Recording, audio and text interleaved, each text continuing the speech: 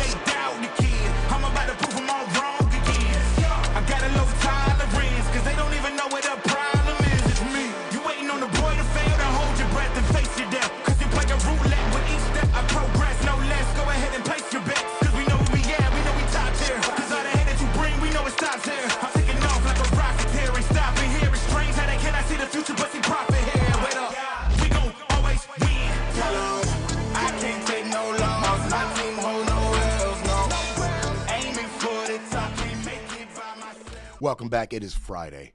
It is Friday, and I've got a ton of breaking stuff, and I'm going to break the breaking stuff because that's what we do on Brett Breaks Things. We break stuff, and we're going to break a ton of stuff today. That's what we're going to do. Got so much to get to. That's right. And but more important things are happening. I have my first fantasy football draft this weekend, Sunday. My first draft. That's a keeper league. I got Saquon. Easy decision. You know, Scotty's in 2 of my leagues. Scott, oh, look at this guy. Oh, he came locked and loaded. This dude is in 2 of my leagues. Look at this idiot. Look at this dude. Yeah, he's got his trophy. That's the championship. Are we talking about fantasy football? Yeah, that's Scotty's fantasy football championship he won last season. Oh, my God. See how good it's behaving? It's my baby. Oh, my God.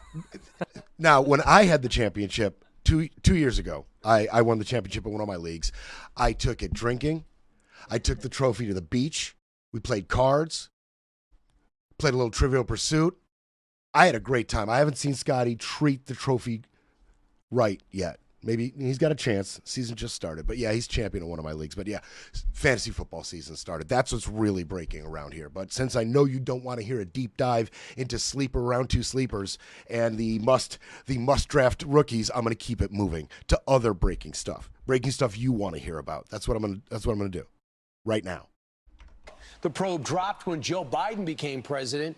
So is this picking up where that left off, David?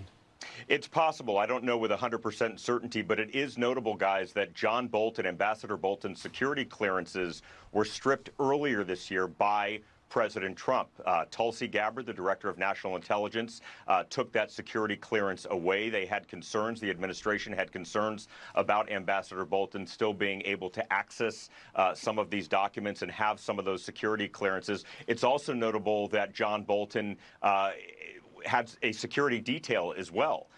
Because of the threats from Iran on his life, that security detail, that government federal paid security detail, was also taken away by President Trump. Okay. Crank that distraction machine up. John Bolton's house got raided. John Bolton's house got raided by the FBI. Yep. He has been a target of the administration since he has been vocal after leaving it. He was a part of it.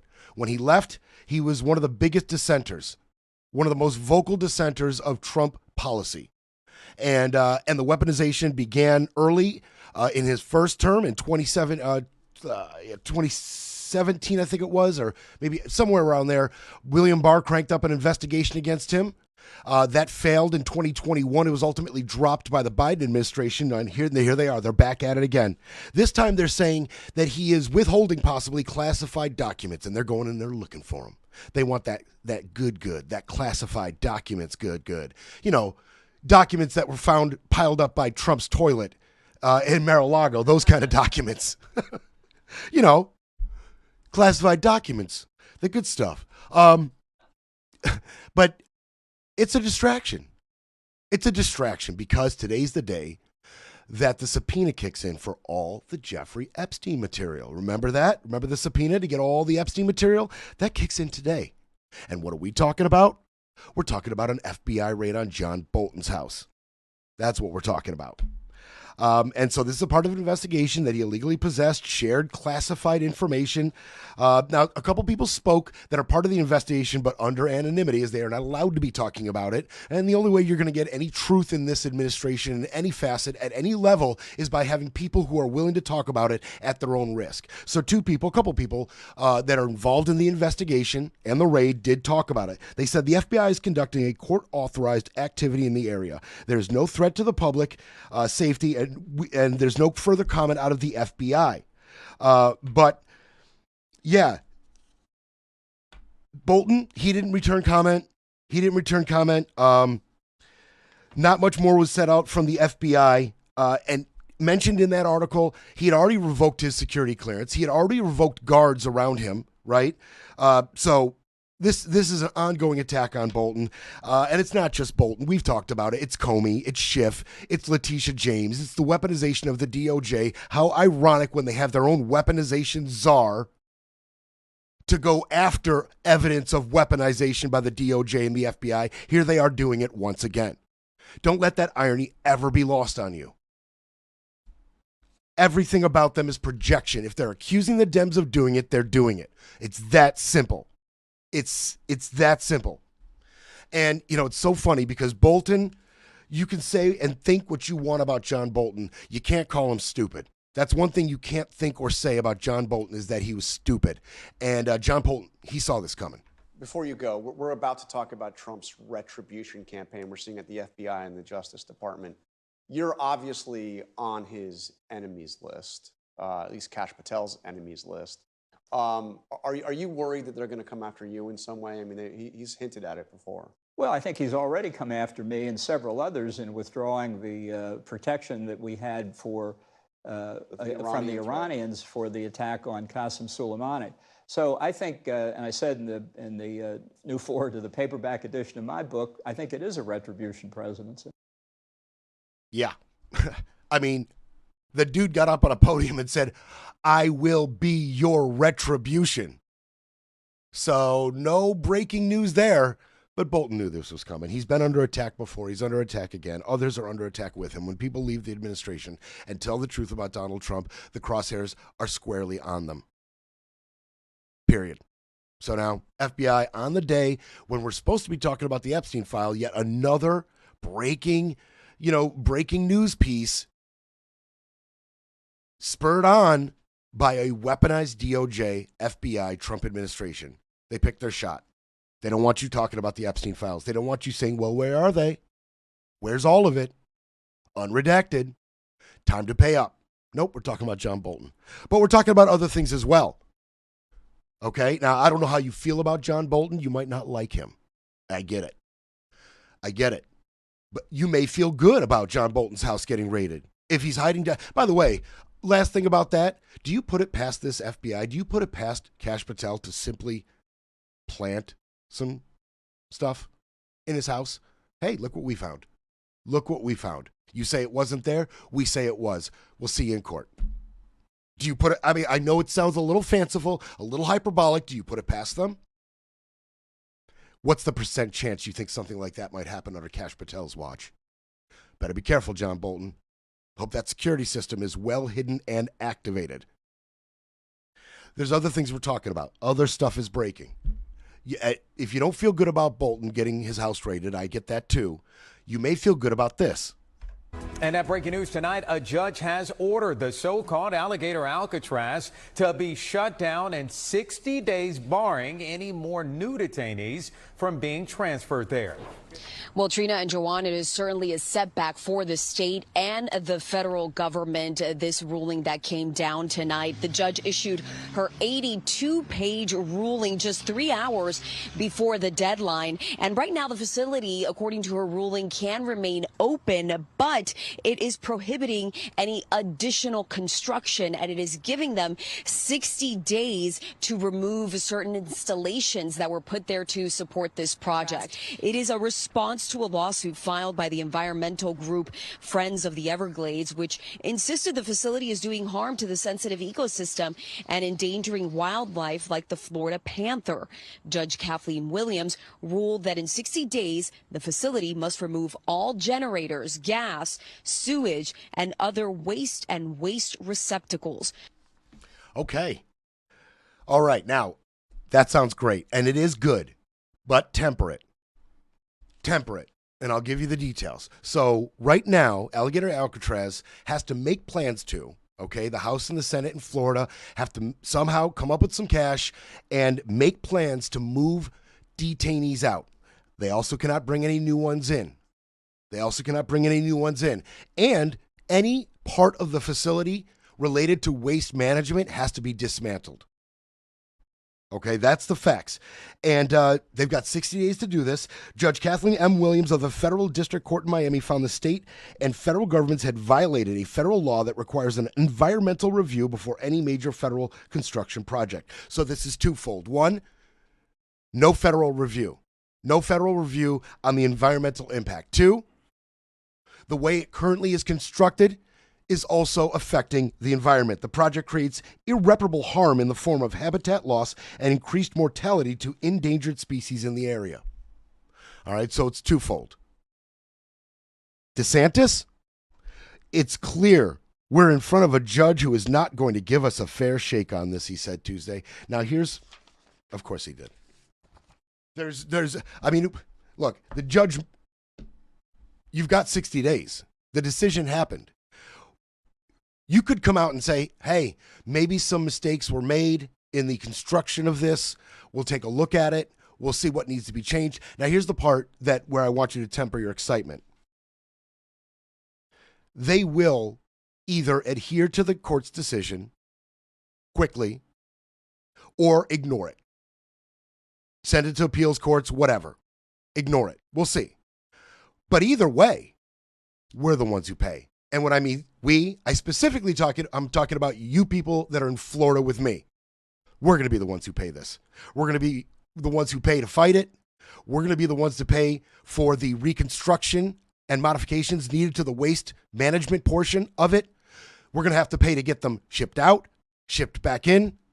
We're going to pay for all of it. And I guarantee you, as sure as I'm sitting here right now, Alligator Alcatraz has a future. This is not the end of Alligator Alcatraz. It's not. And other places have a future in detainees as well. Because there's an additional $45 billion that has been given to the ICE budget to open more facilities just like this one. The majority of them, I believe 8 of them, are in Texas alone. Pecos, Brownsville, El Paso, Big Spring, Los Fresnos, Post, and Dilley. 7. And then you've got one going up in Oklahoma, Watauga, and one in California City. New Alcatrazes, new detention facilities, new internment camps. Are they all going to be rushed like this? How much is that going to cost Texas residents, voters? How much is this going to cost them? Having 7 of these in their state. That is incredible. In the face of all the failures of Alligator Alcatraz, the flooding, the bugs, the living conditions, the food, the lack of toilets, the mismanagement of their waste management, the rushed nature that blew past environmental reviews, the effect on the environment itself, all of the red flags involved in Alligator Alcatraz, and they are going forward with 10 more. Stunning. Stunning. And the people will be paying for this. You and I. We will be paying for this. They want to add 107,000 beds. They want to put up mega facilities. Their own words. Mega facilities of human rights violations. Also, with that ICE budget, with that increase in ICE funding, there'd been an extra $150 billion in ICE budget to sign new recruits. That's right. They want you. They want you. DHS says 110,000 people have applied since their new $500,000 signing bonus, and they're offering student loan forgiveness. No undergraduate degrees required. They're opening up a deportation position specifically for 40 and over. They want to say they're saying they want to bring back the retired law enforcement community, not the old racist community. I mean, they want to bring in the get off my lawn community to run portions of the deportation. That's awesome. That's great. I do want to note, and by the way, their slogan, America has been invaded by criminals and predators. We need you to get them out. I'm not making that up. That's their new recruitment slogan. Yeah, it's catchy. I mean, if you're a racist, that certainly caught your attention. No doubt. No doubt. I'm guessing they're going to keep the DEI hiring down in this one. I just want to note, ICE right now, since the beginning of Trump's push, has deported 144,000 people while suspending habeas corpus, violating amendment after amendment. 144,000 up to June. That's what this authoritarian, deportation policy has come up with out of Trump. I just want to let you know that 136,800 people were deported by Joe Biden through the exact same amount of time. Not suspending habeas corpus, not trampling on the Constitution, crapping on people's rights, federalizing the troops, hiring racists, threatening sanctuary cities. Oh, we'll get to that. Weaponizing the DOJ, taking over. Biden didn't have to do any of that. Biden followed the Constitution and got 136,000 out in the same amount of time. How about that, MAGA? Don't tell me it's not all about the hate. If it was results-based, you'd be following the Biden model and avoiding court cases and not ramping up $200+ billion in ICE budget. You'd just follow the Biden model and get the same results. Nope. It's all about the hate. It's time for a quick break, then we break some more. You're listening to Brett Breaks Things.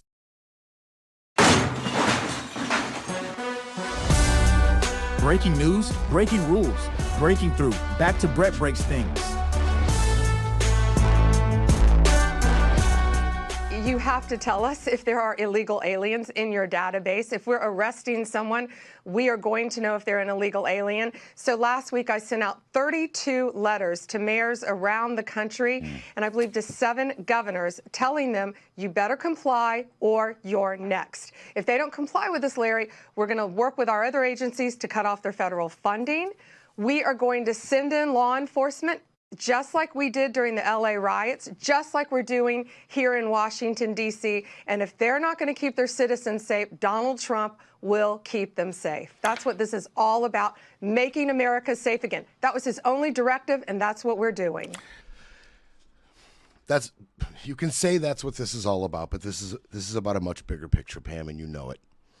And you know it. And you are following the Heritage Foundation's playbook step by step by step. And so they talked about it. They bantied it. Levitt talked about it. Sanctuary cities are going to be a target.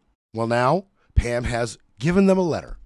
She has given 32 letters out to, jurisdictions nationwide that are considered sanctuary. You have 1 week to get in line with our authoritarian deportation policy, or there will be action. There will be action. Okay? There is a reason people who were concerned about the D.C. takeover, they kept saying, pay attention, California, pay attention, New York, pay attention, Illinois, pay attention to what's happening here. There's a reason they kept saying it. And now Pam Bondi is realizing our fears. They have 1 week. 32 letters were sent out. They have 1 week. She took some interviews on Fox. You saw that one.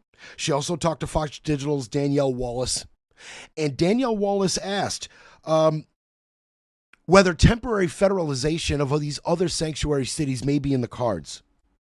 Could that happen in New York? Could that happen in California? She asked.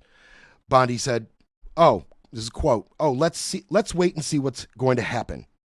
But I just sent sanctuary cities letters to 32 mayors around the country and multiple governors saying you'd better be abiding by our federal policies and with our federal law enforcement, because if you aren't, we're coming after you. And they have, I think, a week to respond to me, so let's see who responds and how they respond. Do you think any response given other than complete fealty out of these governors and mayors will suffice?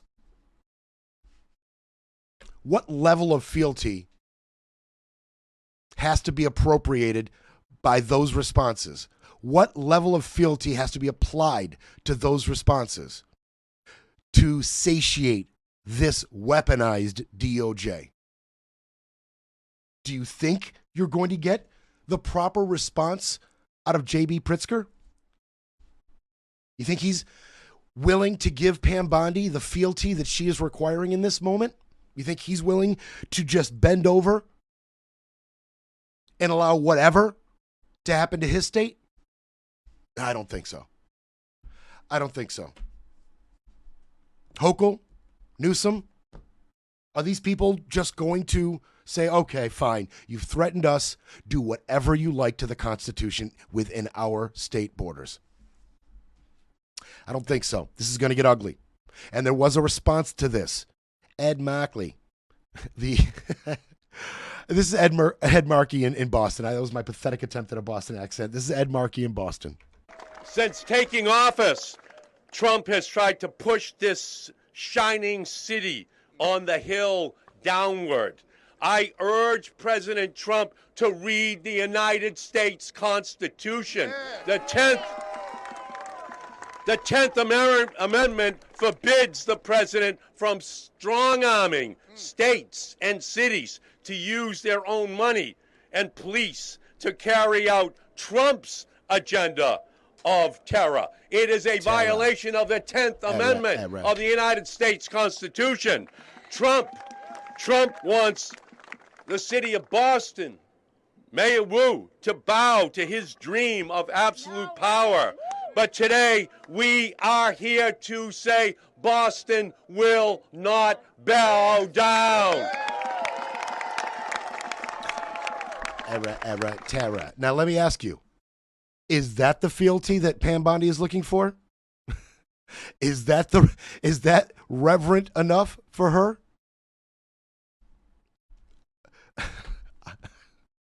Well, that's one city that will be targeted very soon. I think she got her response out of Senator Ed Markey. I think she got her response. She got a response out of their mayor, Michelle Wu. We're here again today because last week, Boston received a letter from the Attorney General of the United States on official letterhead from the federal government threatening to prosecute city officials and withhold federal funds unless we cooperate with carrying out mass deportations. At a time when this federal administration is already causing so much fear and harm in our communities, these threats are serious and consequential. But our same communities have told me loud and clear that silence in the face of oppression is not an option. How's that, Pam? Is that enough fealty? Oh, man. The U.S. Attorney General asked for a response by today. So here it is.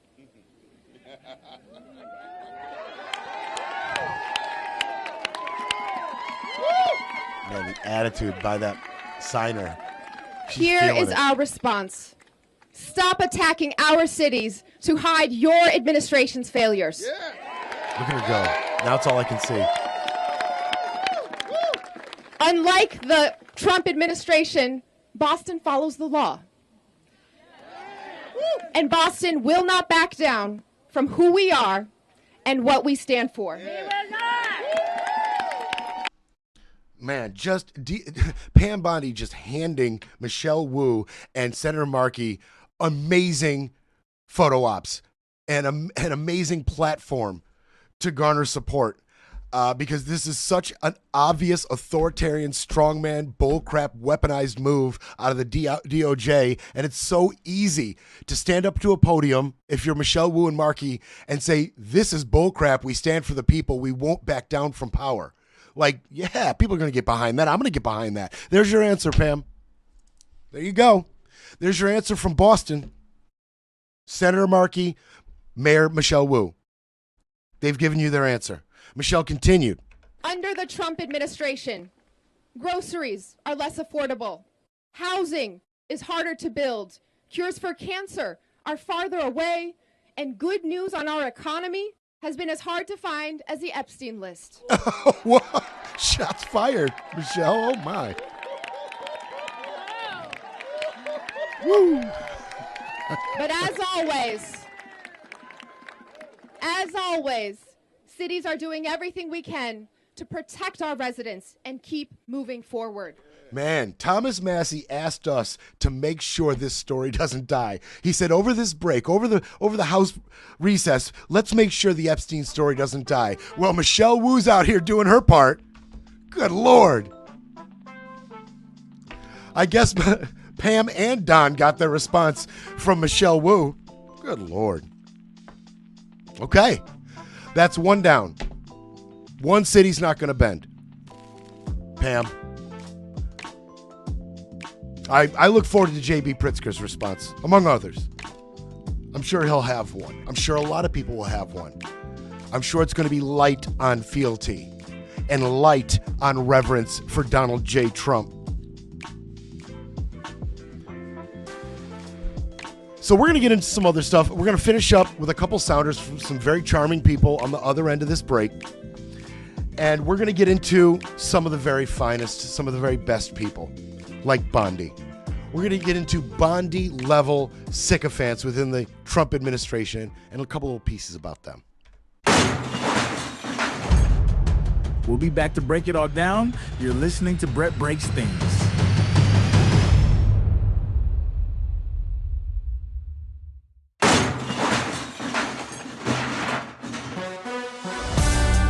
Now back to Brett Breaks Things, smashing spin, silencing the noise, and keeping it all facts, no fluff.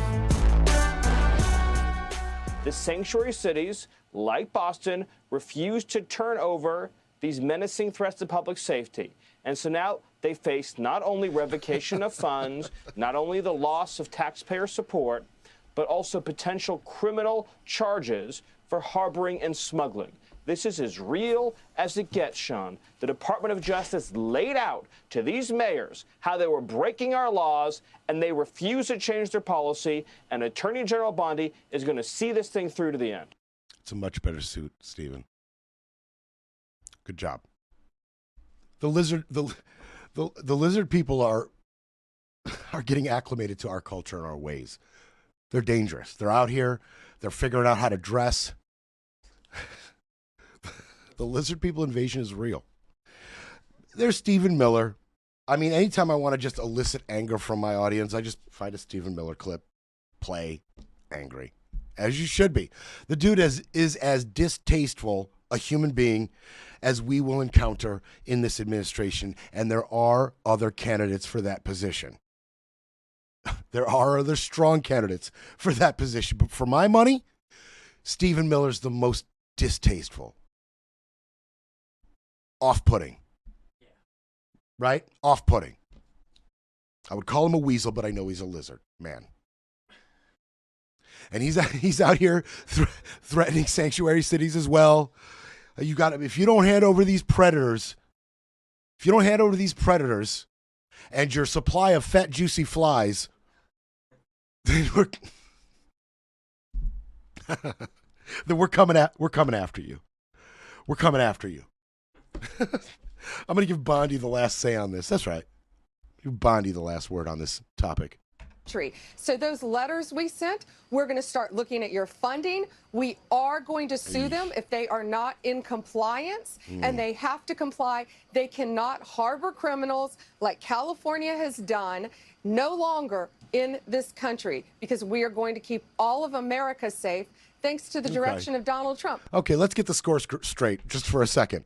The head of the DOJ is saying on Fox News and other outlets, do what we say or we will sue you and pull your funding and throw people in jail. You better get your weaponization czar on that immediately. He's got a new job. He's got a new case to solve. Yeah. Just one more thing. That was more Sean Connery than it was. My Connery's strong, but my Columbo not so strong. All right. Yeah, so just so we're keeping the score straight, it's do what we say or else out of the DOJ, but they have a weaponization czar. Okay, fine. Obviously, that story is developing. Obviously, we will be sinking our teeth into that as more and more responses come out of the heads of these states. And I doubt they're going to be heavy on fealty. All right. So you want another good little feel-good piece? You remember Alina Habba? She had a lot to say last time I showed clips of her. There was that back and forth between the judges and the Trump administration and Pam Bondi. Well, we're going to get into that again because there has been a ruling. A judge has ruled that President Trump's former personal lawyer is unlawfully serving as New Jersey's top federal prosecutor. Alina Habba's authority as the state's acting U.S. attorney is challenged by two defendants who faced federal drug trafficking charges. Well, their attorney sought to block those charges, arguing Habba did not have the authority to prosecute the cases after her 120-day term as interim U.S. attorney expired in July. The judge's decision is expected to be appealed. Okay, so you remember Alina Habba. She was Mr. Trump's personal lawyer. She was Mr. Trump's personal lawyer, okay? And Trump had put her in a 120-day temporary position, okay, as the interim U.S. attorney.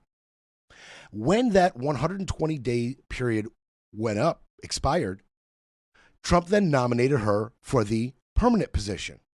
Well, a number of senators had came out at that time and said she is wholly unqualified and we will block this. Then a panel of federal judges, they declined flat out to extend her tenure and hired Miss Grace, Desiree L. Grace, for the position. That's who the panel of judges hired. Well, petty as always, weaponized as always, Pam Bondi then fires Grace. Okay? So, and then elevated Miss Habba to the role of acting U.S. attorney anyway.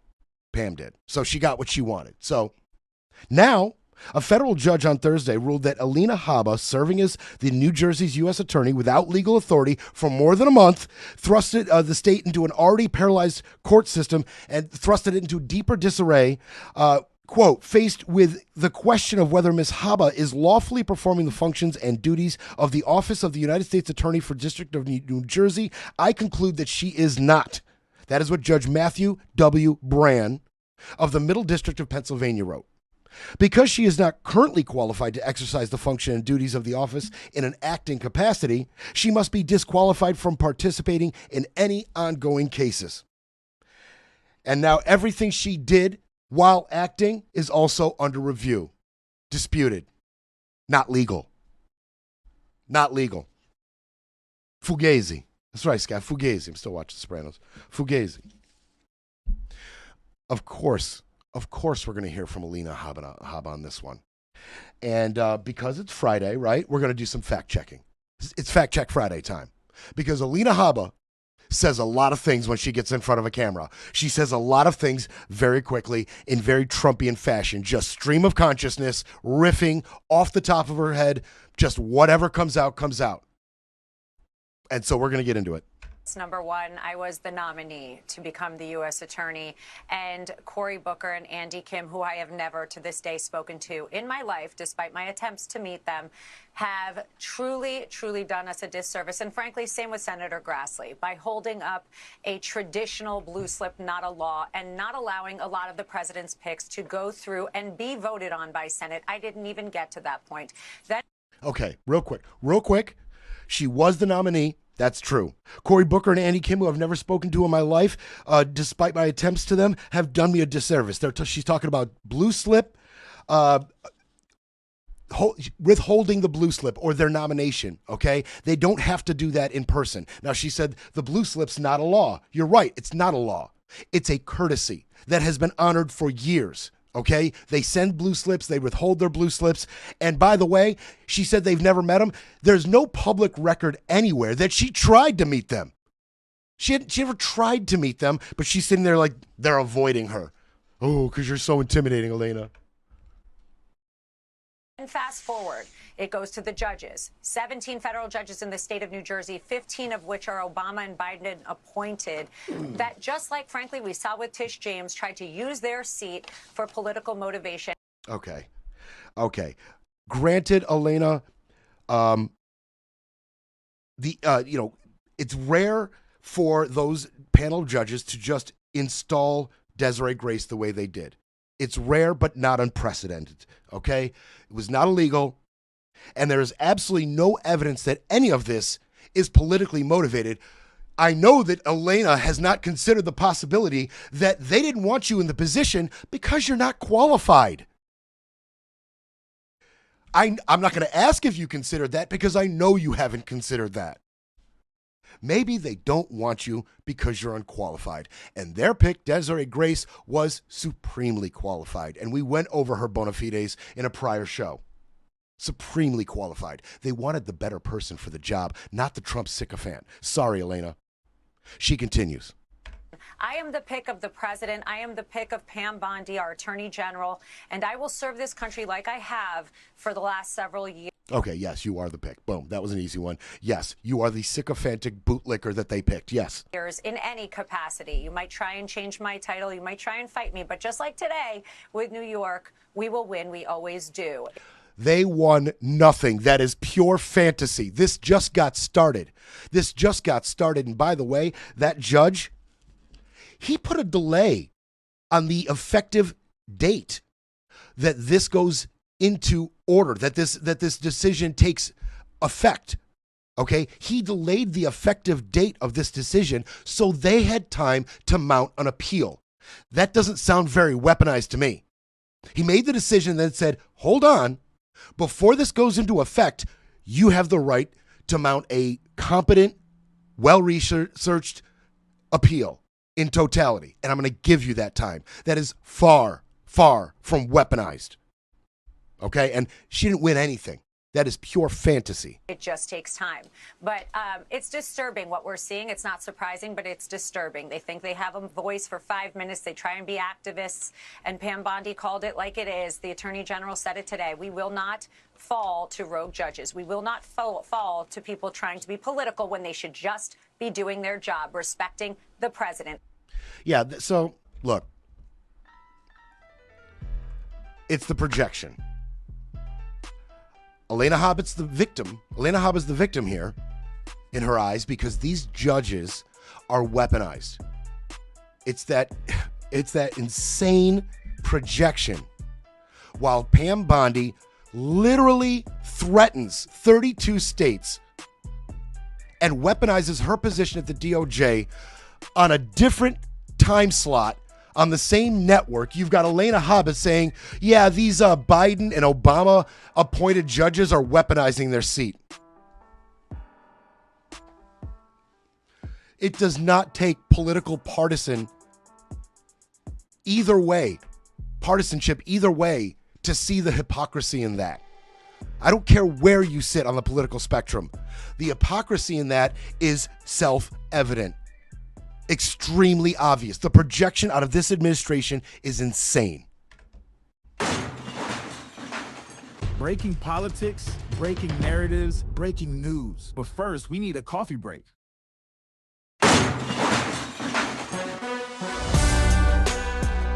Brett breaks things because someone has to.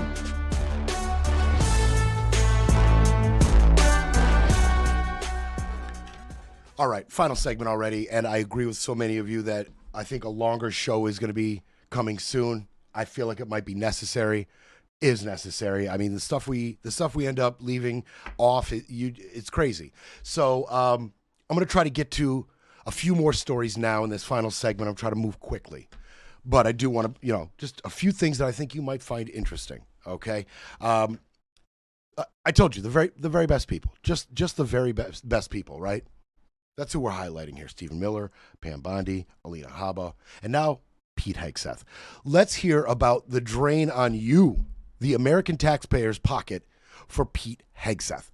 Several officials that we spoke to said that they had never seen this level of security protection. Defense Secretary Pete Hegseth's unusually large security requirements are forcing the agency tasked with protecting him to pull agents from important investigative missions in order to protect family homes in Tennessee, Minnesota, and D.C. The additional security requirements are not only because of Hegseth's large family, a blended family of 7 children, but also because of a rise in politically motivated violence as the nation has become more splintered. The large security footprint provides round-the-clock coverage for the Hegseths, even when they're out in D.C., such as a recent outing at Nationals Ballpark. In a video that was provided to the Post by the...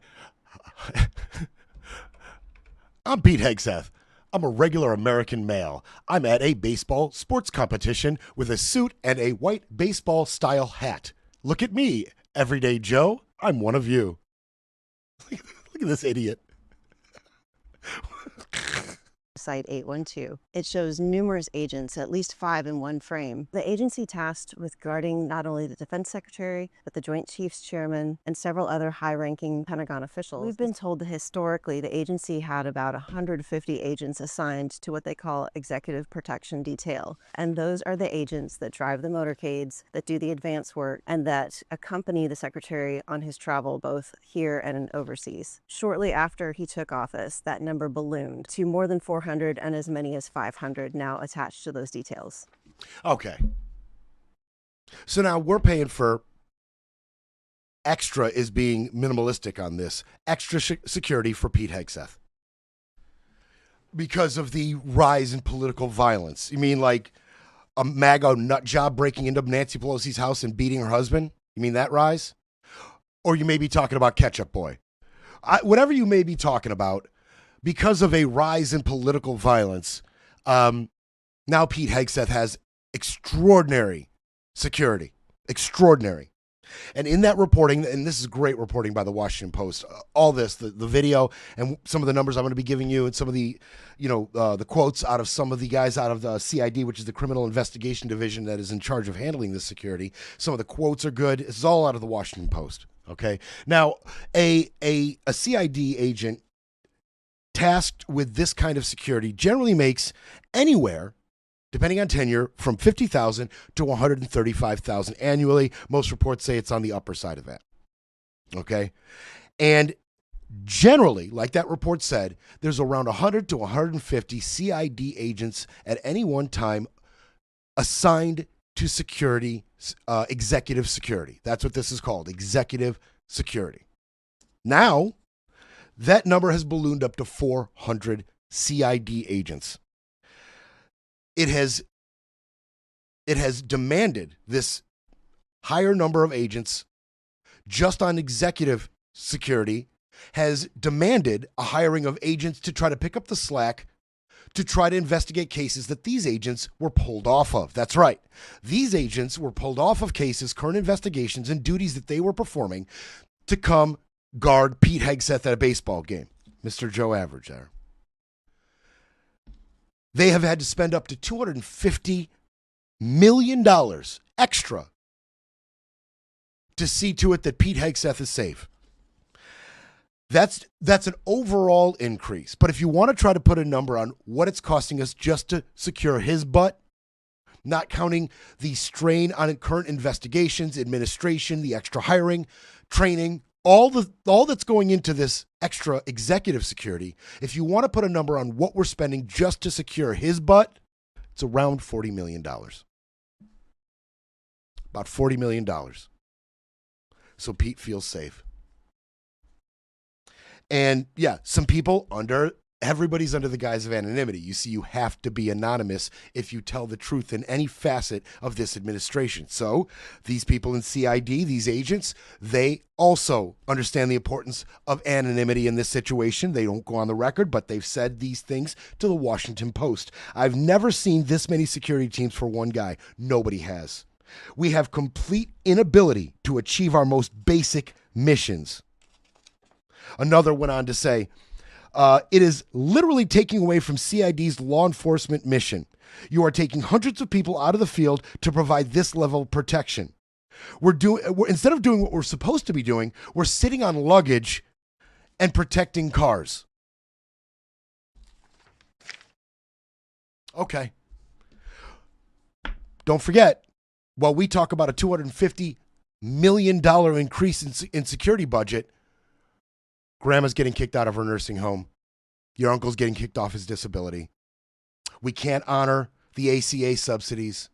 We can't honor no tax on tips. We can't honor no tax on Social Security or overtime. We can't honor any of that. What we can do is tariff the hell out of other countries, our biggest trading partners, and cost you more money. We're going to cost you more money on the front end, and we're going to cost you more money on the back end. And by the way, I hope you enjoyed your medical insurance while it lasted. Great. Awesome. A little bit of reporting on that. One official told the Post, quote, "I've never seen this many security teams for one guy. Nobody has." The Army Criminal Investigation Command or Division, Army CID, is under duress here. The mission to protect the defense secretary primarily and a handful of other senior Defense Department officials has kind of grown exponentially in the last several months. And as a result, we're hearing a lot of concerns raised internally about the budget, about the morale, and about the sustainability of this mission going forward. So it's $1 trillion budget at the Pentagon. They should be able to figure this out.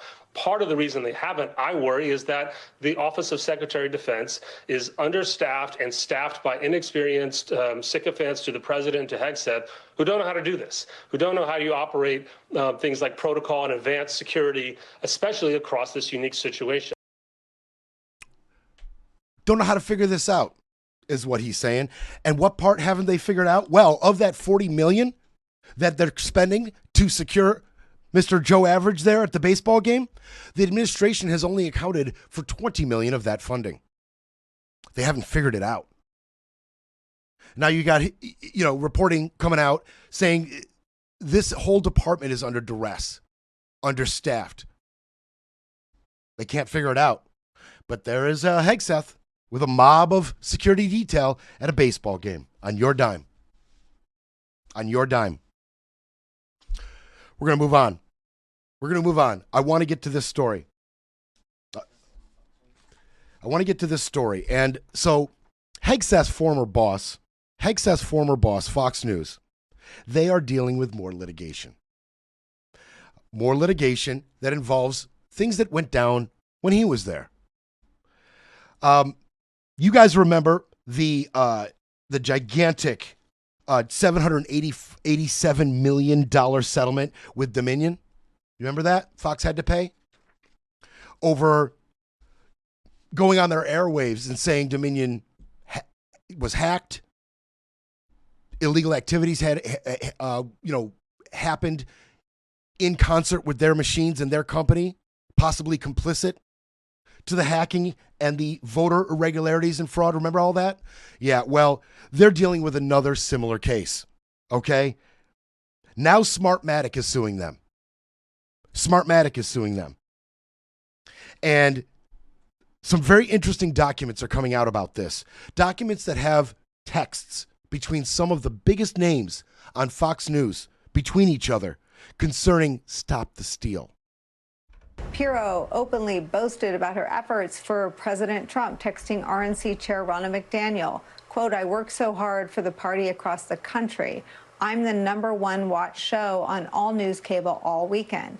I work so hard for the president and party," end quote. On December 5th, 2020, Jesse Waters texted Greg Gutfeld, think about how incredible our ratings would be if Fox went all in on, all caps, Stop the Steal. Court filings even show dissent among the Fox hosts over the truth. On November 5th, 2020, Fox executive Jay Wallace was made aware by Bret Baier via text that Maria Bartiromo tweeted false claims about vote dumps in favor of Joe Biden. Bret Baier told this executive Wallace, quote, "None of that is true as far as we can tell. We need to fact check this crap," end quote. So as a part of this, what is it, $2.7 billion lawsuit, $2.7 billion. Part of this lawsuit, all of these Fox News hosts at the time, that's what they were saying, right? What's a Fox spokesperson saying now in the face of a $2.7 billion lawsuit? Quote, the evidence shows that Smartmatic's business and reputation were badly suffering long before any claims by President Trump's lawyers on Fox News, and the Smartmatic grossly inflated its damage claims to generate headlines and chill free speech. So you're going to double down. You're going to double down in the face of this gigantic lawsuit. That's what you have to say? Okay. We'll see how this goes for you. Hopefully for you, it doesn't go like it did with Dominion. $787 million paid out.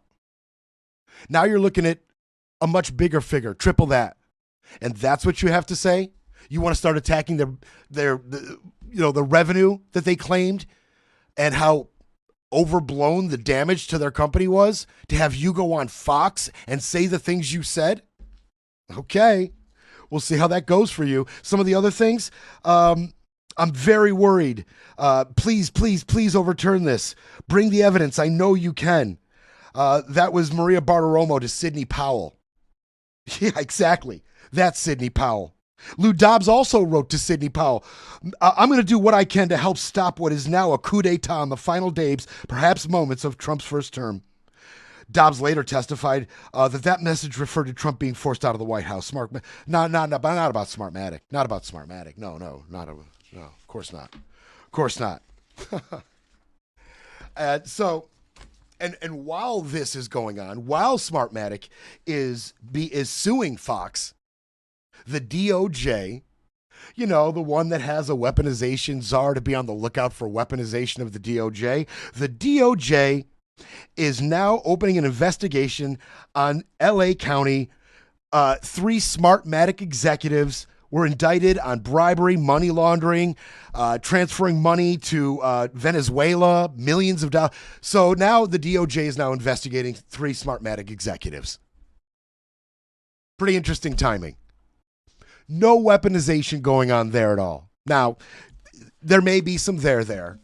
Time will tell. The investigations are ongoing. But that doesn't sound like weaponization at all. Nope, not at all. And what the president says matters, okay? What the president says matters. I'm shifting non sequitur. Just want to put this out there. What the president says matters. And now the president is out here calling for the release of Tina Peters. Do you remember Tina Peters? Do you remember her?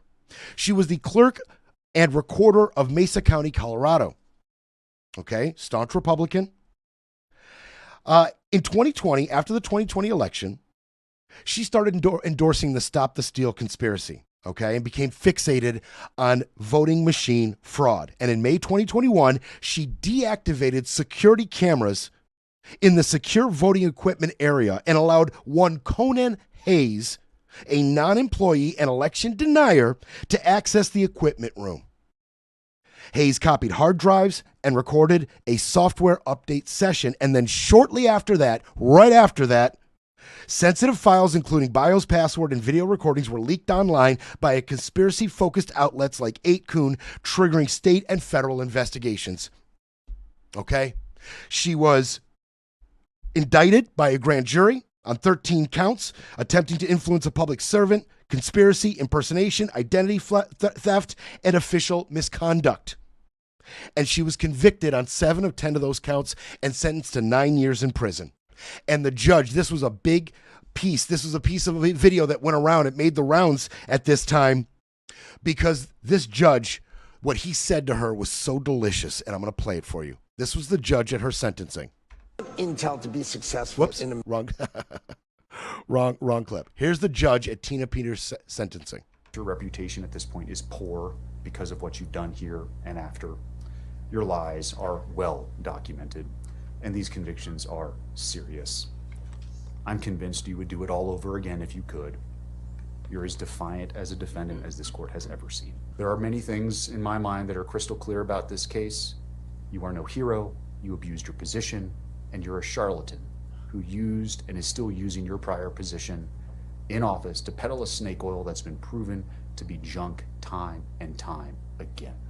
This is nonsense. Our system of government can't function when people in government think that somehow, some way, The power they've been given is absolute in all respects, and that's where you fell. You have no respect for the checks and balances of government. You have no respect for this court. You have no respect for law enforcement. At the end of the day, you cared about the jets, the podcasts, and the people fawning over you. You abdicated your position as a servant to the Constitution, and you chose you over all else. Yes, you are a charlatan, and you cannot help but lie as easy it is for you to breathe. Yeah, that was a mouthful. Now, she has been seeking an appeal. She's been seeking an appeal. She has appealed the DOJ, who said they have filed a statement of interest, but judges are saying, and officials in Colorado are saying, there's no room for federal jurisdiction here. This is a state conviction. DOJ plays no role here. Trump's out here saying on social media, free Tina Peters, a brave and innocent patriot who has been tortured by crooked Colorado politicians. Let Tina Peters out of jail right now. She did nothing wrong except catching the Democrats cheat in the election. She's an old woman and very sick. If she is not released, I'm going to take harsh measures. That's not weaponization at all. All she did was catch Democrats at cheating at the election. No, all she did was let a conspiracy theory nut release sensitive documents on the internet. And here's Trump saying free her. They'll try to repair the narrative, but Brett Breaks things will be back Monday to break it all down.